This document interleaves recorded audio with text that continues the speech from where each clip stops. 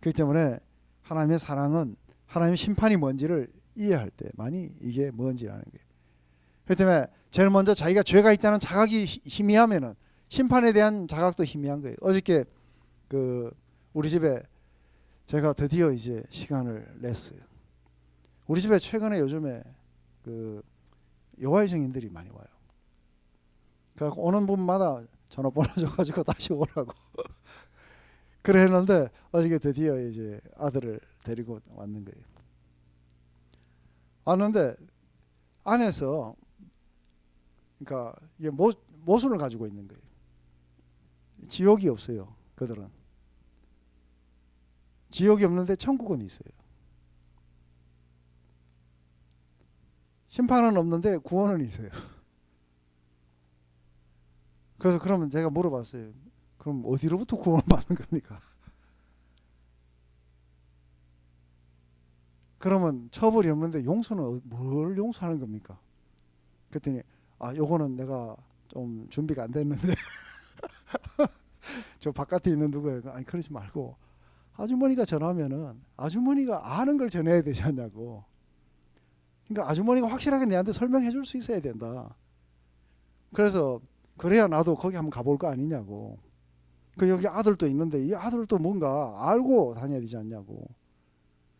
그 아주머니가 뭘 전하는지도 모른 채 그래 다니면 되겠냐고. 그랬더니 그래 자기가 조금 더 공부를 해갖고 오겠대. 그래서 내가 숙제를 내줬어요. 숙제를 내줘갖고 그러면 당신들이 이야기하는 구원이 뭔지 그래서 성경 구절하고 거기서 주장하는 거를 좀 요약해가지고 그래가지고 쫙 좀 이렇게 갖고 오라고. 그래서 딴 거 말고 그래서 왜 지옥이 없다고 하는지 그래서 하나님의 심판이 왜 없는 건지 그러면서 이제 구원은 뭐를 의미하는 건지 요걸 좀 알아가지고 성경 구절을 뽑아갖고 그래갖고 오겠냐니까 그 다음 주에 그럼 자기가 그래야 오겠다고 그래갖고 이제 숙제를 내주고 그래서 이제 우리 집 전화번호를 주고 이제 자기 전화번호로 이제 해가지고 이제 받았어요. 그래서 그래 아주머니 그냥 와가지고 뭐 어느 이론이 옳다 이런 거 하지 말고 아침에 뭐가 답답해가지고 교회 안 나오고 그거 나가는지 나도 한번 알아봤으면 좋겠다.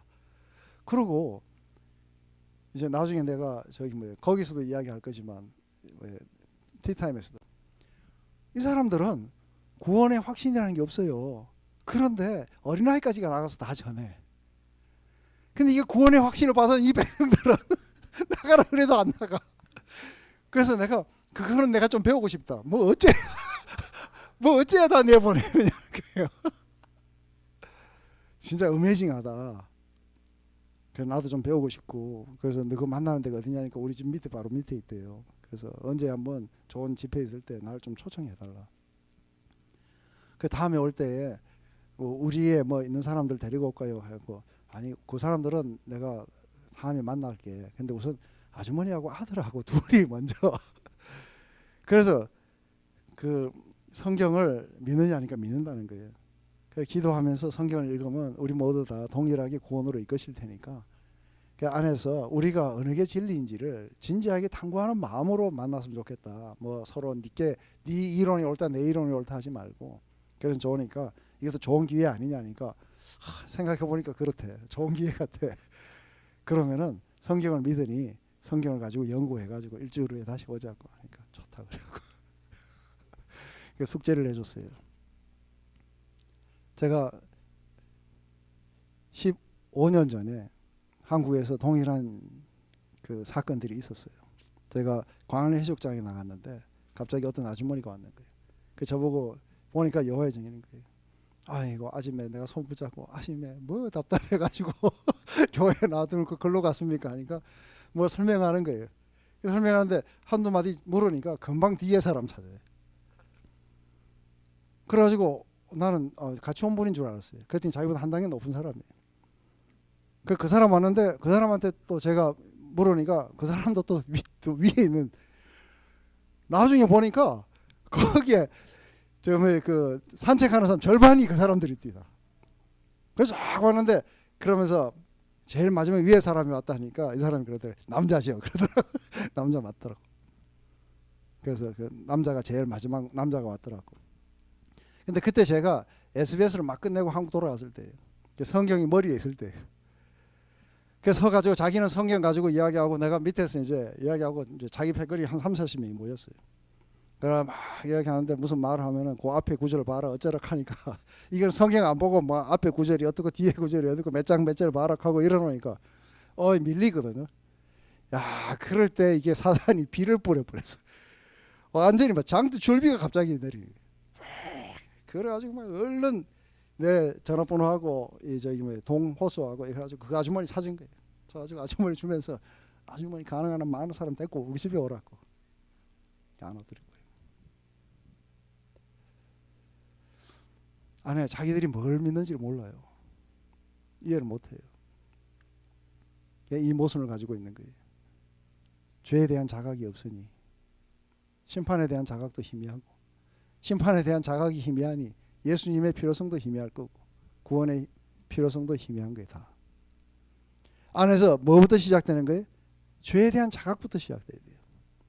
내가 죄였고 심판의 그 리얼리티를 이 지옥의 리얼리티를 우리가 확고하게 이해하게 될 때 금세 예수님의 십자가로 달려가서 매달리게 될 거예요. 맞습니까? 근데 오늘 어떤 사람이 밀양에 대해서 이야기하던 영화. 근데 아들을 잃고 슬픈 마음 속에서 막 했다가 풍금 소리에 그냥 막 해갖고서는 울고 이거 털터리고 나니까 속이 시원하니까 그때부터 열심히 교회도 나오고 전도도 했는데 사실은 구원이 뭔지를 이해하지 못하고 교회 다니는 사람들이 수두룩한 거예요. 왜냐하면 자기 죄가 뭔지를 자각하지 못하기 때문에. 성령께서 오시면 제일 먼저 하시는 역사가 뭐예요? 요한복음 14장에 그가 오시면은 세상에 대해서 이 세 가지를 책망할 거라는 거예요. 제일 먼저 죄에 대해서, 그리고 심판에 대해서, 그리고 어떻게 의로 가게 될 것인지, 의에 대해서 세상을 깨닫게 해주실 거라는 거예요. 컨빅션 할 거라는 거예요. 그렇기 때문에 안에서 어린아이들이 키워질 때에 이 아이들이 제일 처음에는 몽학선생 아래 놓여있는 이것과 이것이 율법과 은혜라는 것이 동떨어진 영역이 아니고 동전의 양면인 거 이해되세요? 율법이 없으면 은혜도 없는 거예요. 맞습니까? 율법과 은혜라는 건 동떨어진 게 아니고 동전의 양면인 거예요. 심판과 구원처럼. 그렇기 때문에 끊임없이 안에서 뭐가 필요한 거예요? 죄에 대한 자각들이 필요한 거예요. 처벌을 안 하는데 무슨 죄에 대한 자각이 있겠어요? 맞습니까?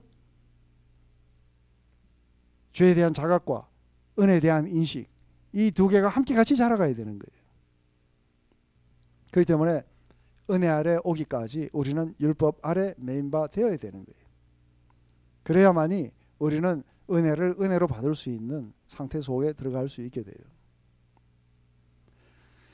그렇기 때문에 사람의 죄 본성이 악하기 때문에 율법을 세우셨고 은혜 아래 오기까지 율법을 통해서 다스리는 게 필요했던 거예요. 그죠?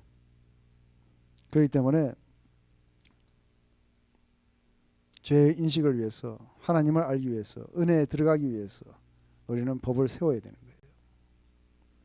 근데 문제는 자녀들을 어느 정도까지 벌 줘야 되느냐. 어느 정도까지 벌 주면 돼요? 거기에도 하나님이 한계를 정해 주신 거예요. 어느 정도까지. 어느 정도까지는, 예? 그러죠. 아이들이 자녀들을 노엽게 안 할 정도까지, 노엽게 해버리면 역효과가 나요. 그래서 이때는 노엽게 해버리면 그때부터는 유익보다는 해가 훨씬 더 많아지는 거예요. 술 취하지 말라. 이는 방탕함이니 성령 충만을 받으라 그래요. 그죠? 근데 성령 충만과 술 취함은 비슷한 면도 있지만 이게 극히 다른 게 뭐냐면 이게 술 취하게 되면은 제일 먼저 잃어버리는 게 뭐를 잃어버려요? 예? 네. 절제를 잃어버려요. 절제를 잃어버리니까 마음이 내키는 대로 다 가버리는 거예요. 그런데 성령 충만을 이야기할 때 우리 디모데 후서 1장 8절에 뭐냐면 하나님이 우리에게 주신 것은 두려워한 마음이 아니요 오직 뭐예요? 사랑과 능력과 절제하는 마음이라는 거예요. 그렇기 때문에 안에서 우리들의 사랑과 우리들의 모든 것들은 사실은 조절되는 사랑이라 해야 돼요. 이 절제하는 능력, 이 절제는 성령의 9가지 열매 중에 하나예요. 그죠? 근데 술 먹으면 안 되는 게 이 절제가 안 되는 거예요. 그렇기 때문에 술 취한 자들은 자신을 조절할 수 없고 그렇기 때문에 한번 술 취하고 화가 나면 뭐예요? 화가 나면 조절이 안 되는 거예요. 과격한 그런 것들이 나오게 돼요. 그 조절이 안 되니까 술 취하면은 이게 일관성이 없는 거. 어떤 때는 술 먹고 기분 좋으면 들어왔고 돈 막 주면서 막 이놈들 이쁘다 하고, 어떤 날은 들어왔고 막 시끄럽하고 그냥, 그러니까 뭐 일관성도 없고 아무것도 없는 거예요. 기분에 따라 달라지는 거예요. 비합리적이고. 그래서 술 취한 사람하고 앉아갖고 차근차근 이야기하면 이야기가 됩니까? 안 돼요. 이쪽에서 아무리 무슨 뭘 설명하려고 그래도. 그래서 술 취한 사람 뭐예요? 시끄럽하고 하면 끝인 거예요. 그러니까 벌써 자녀들에게 야단칠 때 그러는 거 막 기억나죠? 술 취한 듯이 자제력을 잃고 한번 막 화가 나면은 막 자제가 안 되는 거예요, 그죠? 그래서 막 머리고 대가리고 가릴 것 없이 막 때리는 거예요. 그리고 막 한번 막 나와갖고 화가 나다 보면 화가 나를 더 화가 나게 해요. 그래가지고 이제 막 그다음 못할 말 할 말 다 하는 거죠. 술 취한 거하고 똑같은 거예요. 근데 성령 충만을 받으라는 거예요. 성령 충만의 특징은 자제력이에요. 그렇기 때문에 술 취했을 때는 상대의 인격을 생각하지 않은 거예요, 그죠? 그리고 그냥 무조건 내 말을 들어 하고 이러면서 이제 개성을 자기 것을 주입시키기 위해서 자녀를 깎아내리고, 니네 임마 애가 막 노는 게 보니까 아직 싹수가 노랗다 하면서 이제 문경제는 안 그러죠, 그죠? 또 왜 이렇게 해야 되는지 이유를 설명하면 막 그거 꼭 다 설명해야 되냐 하고 이제 이래갖고서 이유를 설명도 안 해줘요. 그러니까 이게 또 무율법의 반동으로, 이거 애들 그 보니까 저 집에 다윗 같은 자들은 무율법이었어요. 그래서 자기 애들 갖다가 오냐 하면서 네가 왜 그러냐 싫은 소리 한마디도 안 했더라 그래. 그래야 자식들이 전부 다 거꾸로 가버려요, 그죠?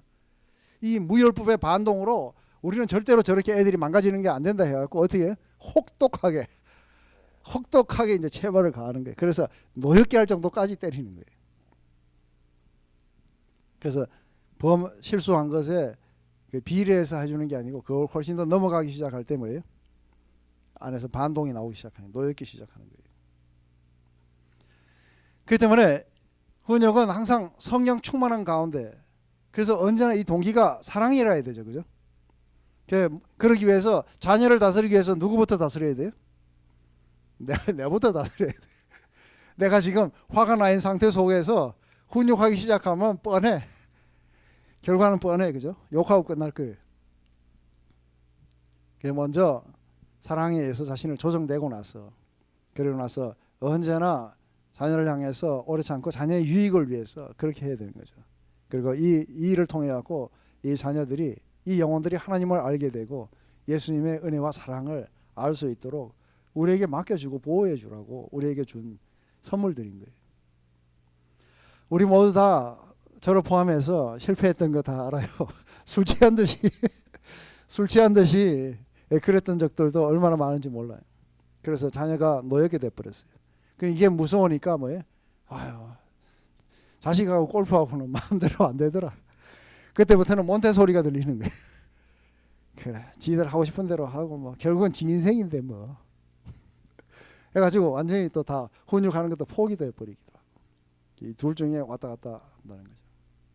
그렇지만 성령 충만은, 이게 성령 충만해서 훈육하게 되는 이러한 결과들은 언제나 자녀들이 부모를 사랑하고 존경하는 것으로 나타나요.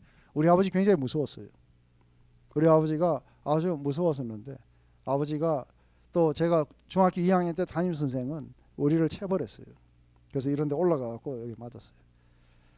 근데 맞고 나면은 그러니까 우리가 울면서 선생님한테 잘못했다 그러고 선생도 울었어요.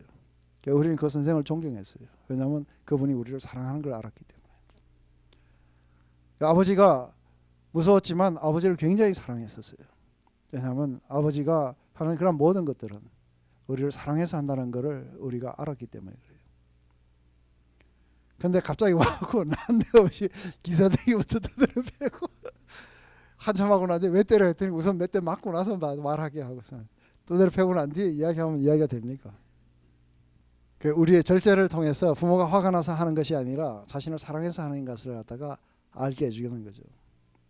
그리고 그 당시에는 힘들지만 후에는 아주 결실을 맺게 되는 그런 결과들을 가져오게 될 거라는 거예요. 그렇기 때문에 자녀들아 노엽게 하지 마라. 이거는 부정적인 거예요. 그죠? 근데 긍정적인 건 뭐가 나와요?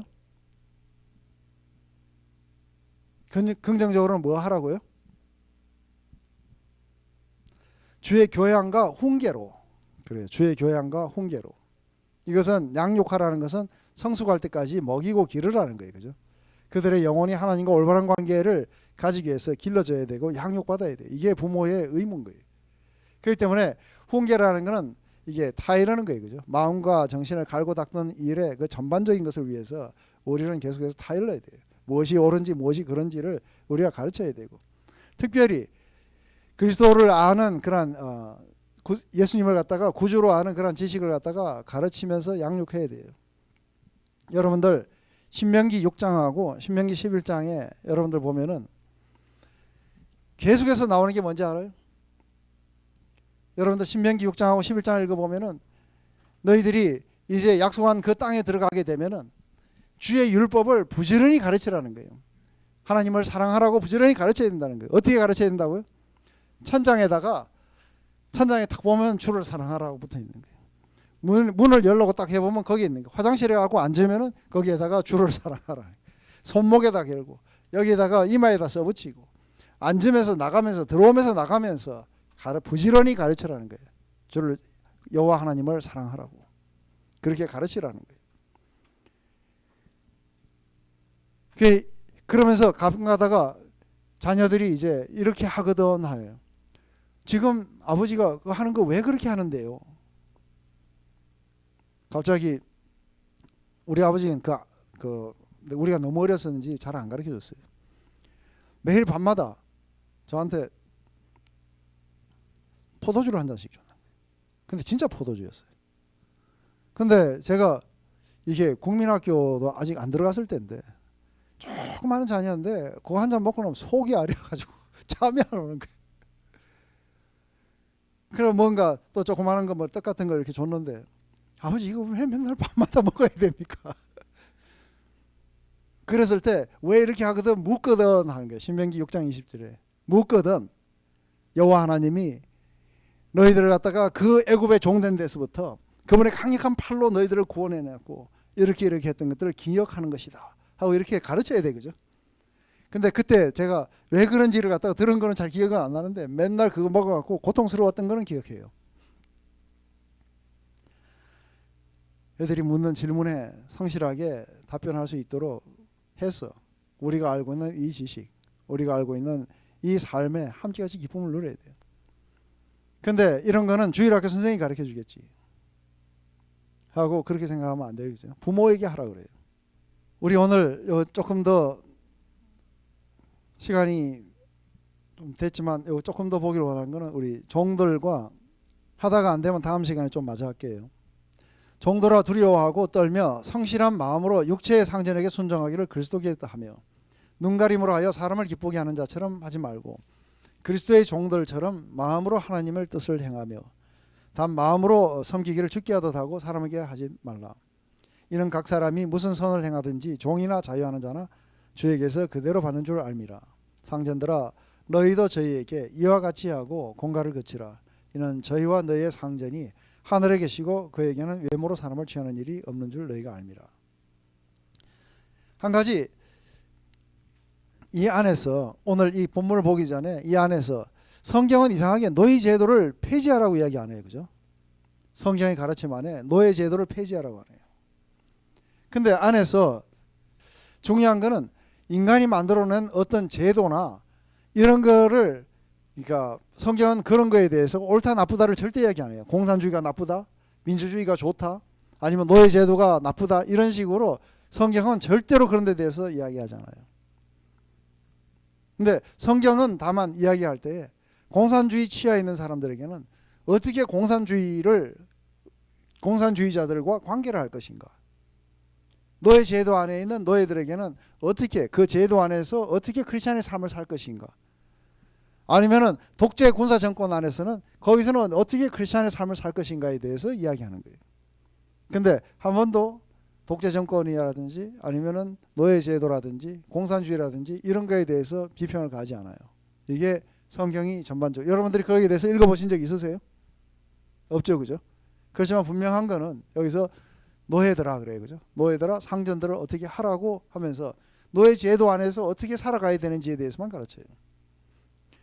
근데 많은 경우에 우리들은 우리의 관심이 인간과 인간과의 관계지만 이 성경은 인간과 인간과의 관계에다 관심을 갖지만 그보다 더 먼저인 것이 있어요. 그것은 하나님을 사랑하고 내 이웃을 사랑하는 거예요. 그렇기 때문에 하나님을 사랑하는 이것이 먼저인 거예요. 그렇기 때문에 위의 것을 생각하고 땅의 것을 생각하지 마라. 우리의 시민권은 하늘에 있다. 이곳에서 지나가는 모든 것들은 우리가 이 땅을 나그네로 걸어가게 된다는 거예요. 그렇기 때문에 교회가 가진 임무는 노예 제도에서 저항하지 않는 거예요. 하지만 그 상황에서 어떻게 일해 나가야 되는지에 대한 방법을 이야기하는 거예요. 그래서 제가 부부 카운셀링이든 아니면은 안에서 가정 문제든 상담해 갖고 가지고 올 때에 사람들은 자기 문제를 가지고 오지만 저는 거기에 많은 강조점을 갖다가 어디다 둡니까? 어떻게 해서 이걸 벗어나게 합니까? 그들이 하나님과의 관계를 올바로 갖게 함으로써 그래서 그 디스펑셔널한 아주 엮이는 가정 속에서 어떻게 관계할 수 있는지에 대해서 가르쳐 주는 거예요. 그 엮이는 가정을 갖다가 무너뜨리고 어떻게 할 수가 없는 거예요.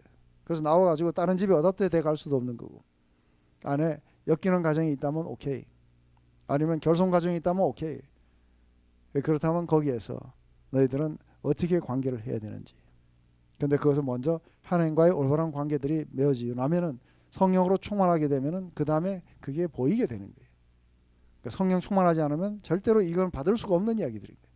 근데 그때만이 이게 올바른 길을 보이게 되는 거예요. 그렇기 때문에 교회는 세상을 바꿔가는 것이 제도를 바꾸는 게 아니고 어떻게 바꿔요?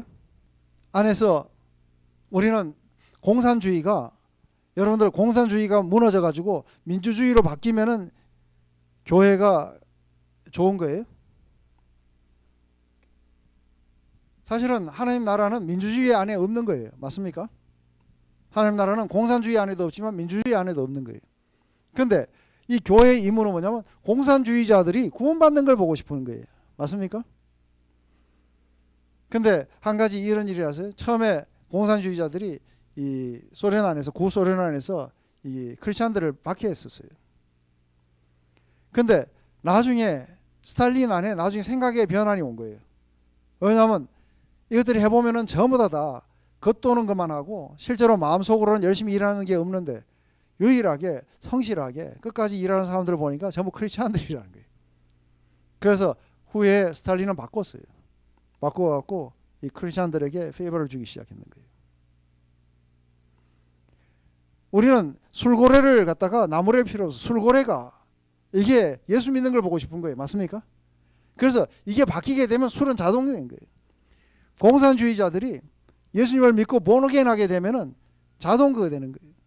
노예 제도를 갖다가 가지고 자랑스럽게 부리던 이 사람이 하나가 바뀌면은 그 다음에 이 사람이 그 시각 속에서 이게 볼 수 있는 눈이 열려야 그 다음에 이야기하는데 교회가 노예 제도 폐지하라 이런 거 안 해요. 근데 교회는 어메이징 그레이스 영화 보면은 나와요, 그죠? 어메이징 그레이스 영화 보면은 존 뉴턴 목사님이 자기 교회에 있는 한 사람을 크리스찬으로 만들어요. 근데 그가 훗날에 누구예요? 노예제도를 대영 제국의 노예제도를 폐기해야 되는 그런 정치인으로 성장해야 돼요. 그 사람이 윌리엄 윌버포스예요. 교회는 그런 사람을 만들어내는 것이 교회의 임무지 노예제도를 폐지하라고 하고 가서 피켓 들고 이런 거 하면 안 되는 거예요. 맞습니까? 예수님 오셨어도 그런 제도에 대해서 한마디도 안 하셨어요.